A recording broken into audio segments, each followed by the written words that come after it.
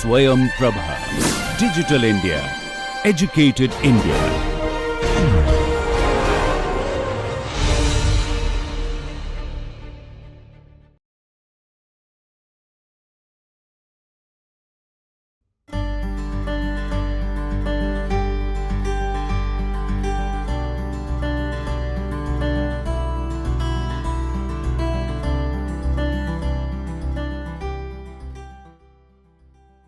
Today, we will look at the state of architecture in the country. Architecture is a profession as much as it is an act of creativity. There is commerce behind architecture. With the real estate prices that we witness, the role of an architect is very often reduced by developers and builders to being a person who can extract the greatest amount of usable or sellable square footage from any building. Aesthetics, good planning, utility are all secondary. 90% of buildings built in India today are of this commercial variety of building. Not all buildings should be considered architecture, which is not to say that good architecture is dead. We still have an excellent range of really good architecture being built in all the major cities and sometimes even in rural areas. That is because there are still patrons who wish to make a statement, who wish to project power, and who wish to live good lives in good spaces. After all, architecture is the creation of space. This space doesn't have to be enclosed or bounded. It has to be a space that we inhabit. Architecture as a profession is regulated by the Council of Architecture through the Architects Act of 1972. By this act, people who call themselves architects have to have passed a certain course of study and appeared for certain exams and have a certain amount of training and experience under their belt. Architectural education in India is controlled by the Council of Architecture, a body that was legally established by an Act of Parliament in 1972. The Architects Act decided who could call themselves an architect.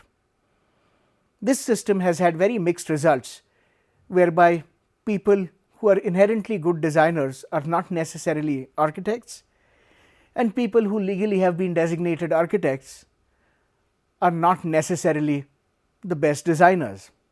But yet, we have produced architects of a very high caliber in the past half century. A number of architects go abroad now, a trend that you really did not see before the 1950s or 60s. These architects deal with projects abroad which might be very different from realities back home.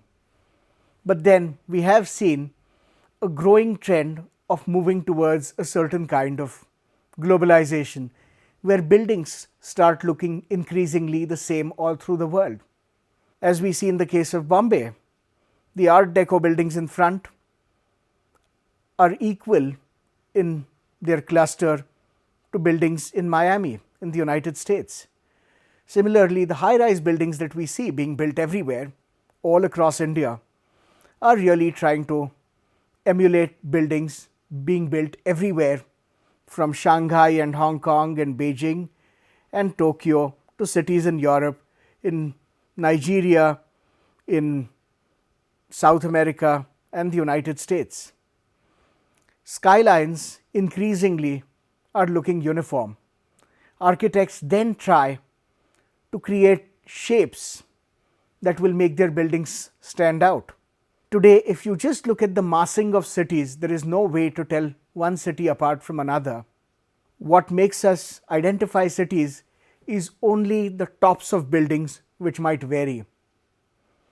Thus, we are moving into a new age of architecture where traditional values sometimes are discarded in favor of practices of project management, of technology, of expedient and fast building, and developer profits. It is this architecture that we have to be scared of, because the human values might disappear completely. While the magnitude and the form of buildings is going to change, a certain essence has to be retained. Architecture should not be blind imitation. It should not just be fashion.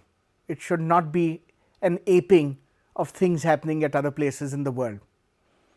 In a country like India, where we have an excess of sunlight and a relatively dry climate for a large part of the year, should we really be designing buildings in glass and steel? Should we not look for ways of being energy efficient? Should we not use materials that are local? But it is here that we see public tastes and public opinions moving towards a system in which they want to play on the same level playing field as the world. But blindly following form is not the way to do it. Architecture should help move out of this blind imitation by managing to fuse all the tensions between a historical past and the future, between traditions and local building techniques and new technologies that are emerging, between doing things in human intensive ways to using all kinds of smart technologies. It is the clever use of all these systems together to create spaces that are truly habitable, comfortable, pleasing, and that will last the test of time that architecture should really aspire towards. Thus, as our cities witness a boom like never before, as the building industry marches on, as more and more people migrate to cities, as we have the need to build buildings of new types serving completely new programs, we have to keep in sight both the past in a rearview mirror and the future so that we know in which direction we are headed. We do not want unfortunate accidents. I hope you have enjoyed the trajectory of architecture in India from 3000 BC till the present, heading into the future. We see some trends over the course of time that do not change. Buildings have consistently become larger throughout the course of history. The other change is that buildings have had smaller and smaller footprints for the amount of height that they have. To build something that was 500 feet tall 500 years ago, you would have had a massive footprint. Today, it's possible to build such a building on the most minimal number of columns. We have also seen a change over time in terms of building materials used. We now use materials that do not have to be painstakingly crafted, but can be manufactured on a massive scale. We don't know what the future of architecture is, but the present has good and bad, and your job is to keep your eyes open and appreciate all buildings for what they are. Thank you. For architecture as a profession, there are several challenges. It has not been able to keep up entirely with the pace of life, nor with the IT revolution. While it is true that a lot of terminology of architecture was borrowed by information technology, architecture just has not been able to keep pace. Besides, the past 30 years, with a bout of globalization, have seen a completely different attitude to architecture. The old public welfare is not what drives architecture, it is individual patrons. Architecture as a profession is not growing fast enough.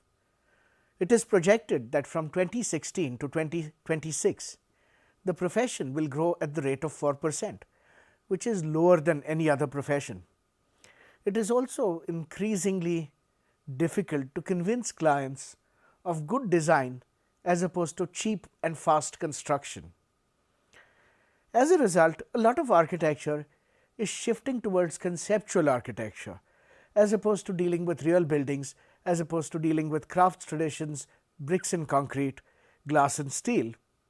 Architects are increasingly designing conceptual plans of utopias. Perhaps there have been many periods in time when such movements have taken place. For example, the German expressionist architects of the 1920s, who, because their country did not have the money to build, were designing things that remained on paper. Even today, architects are envisioning the colonization of space. They are making all kinds of leaps of faith, believing in the future and ways in which we shall design and inhabit new structures, buildings and terrains. But yet, the star value of an architect seems to be fading. The profession is not as well compensated as other professions and faces a lot of challenges, the biggest one of which is that it is a long drawn out process, the process of designing buildings, as opposed to professions which can turn around from concept to product in less than a year. Architecture might take several years. Architecture, therefore, is the first profession that is hit by any kind of economic recession, because the deliverables of architecture are all in the future. A building being designed today is going to be completed 3 or 4 years from now, and therefore economy looks like it is shaky. The first thing to go will be projects projected in the future. Architecture is a reflection, as we believe, of the state of society, and therefore if we are increasingly disillusioned with what we are building, thinking this is dystopian, perhaps it is only an honest reflection of the kind of society that we actually live in now. Perhaps it is time to celebrate the architecture around us as an honest expression of our times. Thank you.